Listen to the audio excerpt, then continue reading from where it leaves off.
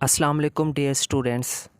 आज के लेक्चर में हम बात करेंगे मैग्नेटाइजेशन वेक्टर एम की। मैग्नेटाइजेशन वेक्टर से क्या मुराद है, इसको हम आज डिटेल के साथ डिस्कस करेंगे, इसकी मैथमेटिकल डेरिवेशन भी करेंगे।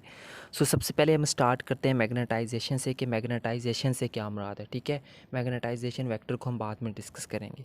मैग्नेटाइजेशन के बारे में लिखा हुआ है यहाँ पे, the process by which a material is magnetised is called a magnetisation. ठीक है, वो प्रोसेस जिसके अंदर हम किसी भी मटेरियल को मैग्नेटाइज करते हैं, उस प्रोसेस को हम क्या कहते हैं, मैग्नेटाइजेशन कहते हैं। ठीक है, मैग्नेटाइजेशन वेक्टर से क्या मुराद है, मैग्नेटाइजेशन वेक्टर क्या होता है, इसके बारे में यहाँ पे लिखा हो, इसको स्टडी करते हैं।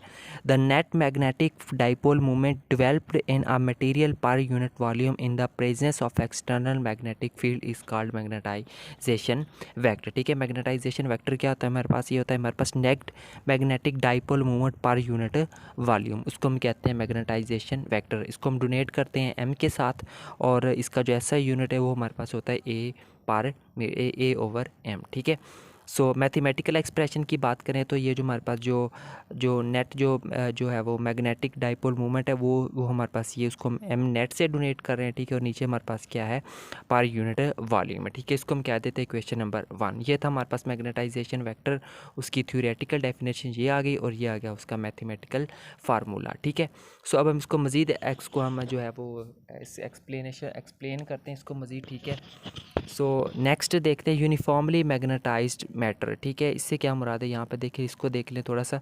Consider an elemental volume of a magnetising material of thickness dz placed in xy plane and then magnetized uniformly along z axis as shown in figure। ठीक है, ये हमारे पास एक फिगर दी हुई है। ठीक है, उसको आप अच्छे तरीके के साथ देख सकते हैं। For such a uniformly magnetised material, उस मैग्नेटाइज्ड मटेरियल के लिए जो मैग्नेटाइजेशन वेक्टर है वो किसके बराबर होगा, एम ओवर वी।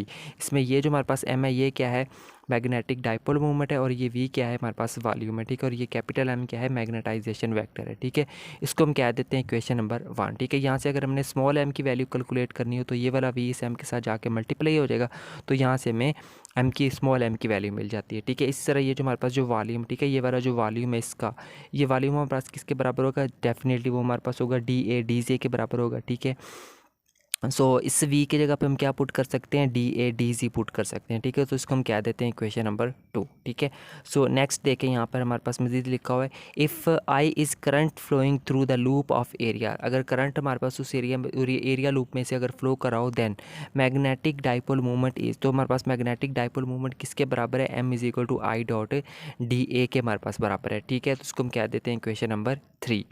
नेक्स्ट देखिए, by comparing 2 and 3, equation number 2 और 3 को कंपेयर कर लें। ये हमारे पास इक्वेशन नंबर 2, ये है हमारे पास इक्वेशन नंबर 3। ठीक है, इन दोनों इक्वेशन को जब हम कंपेयर करते हैं तो यहाँ पे देखिए हमारे पास लेफ्ट हैंड साइड एक दूसरे के बराबर है, तो इसका मतलब है ये जो राइट हैंड साइड है दोनों, ये भी एक दूसरे के क्या होंगी, बराबर होंगी। By comparing 2 and 3 we get I D A is equal to M D A D C, इस चीज़ के इक्वल आ गया। ठीक है, यहाँ से अगर हमने यहाँ से देखें डी ए के साथ डी ए कैंसिल आउट हो जाएगा, तो पीछे क्या रह जाएगा, I is equal to M dot D G, और यहाँ से अगर हमने मैग्नेटाइजेशन वेक्टर एम की वैल्यू कैलकुलेट करनी है तो वो बराबर आ जाएगी हमारे पास आई ओवर डी जी। ठीक है, यहाँ पे ये जो क्वांटिटी है आई ओवर डी जी, ये किसके बराबर होती है, हमारे पास के बराबर होती है। ठीक है, और यहाँ पे एम किसके बराबर आ जाएगा, के बराबर आ जाएगा। ठीक है, इसको हम कह देते हैं इक्वेशन नंबर 4। ठीक है, ये इक्वेशन हमें क्या कहलाती है, और यहाँ पे ये जो के है ये क्या है हमारे पास, इसको देख लेते हैं। ठीक है, यहाँ पर hence this equation shows that the net magnetisation vector M is equal to the source current density के। तो यहाँ पर हमें पता चलता है कि ये जो हमारे पास जो के है ये क्या है, हमारे पास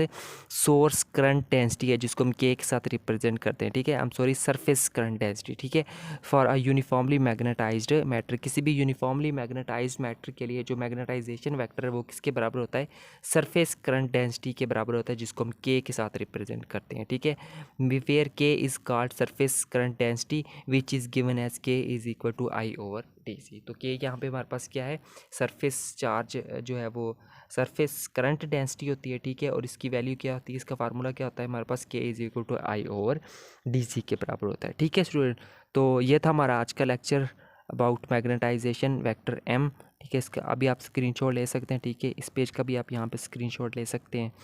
और इसी तरह आप ये इसका जो फर्स्ट पेज है ये इसका भी आप स्क्रीनशॉट ले सकते हैं। ठीक है, तो ये था स्टूडेंट्स हमारा आज का lecture about magnetisation vector M. उम्मीद करता हूँ अच्छे से क्लियर हो गया होगा। ठीक है, मैग्नेटाइजेशन से क्या मुराद है, मैग्नेटाइजेशन वेक्टर से क्या मुराद है, इसकी मैथमेटिकल डेरिवेशन को हमने मज़ीद एक्सप्लेन किया by using uniformly magnetised matter.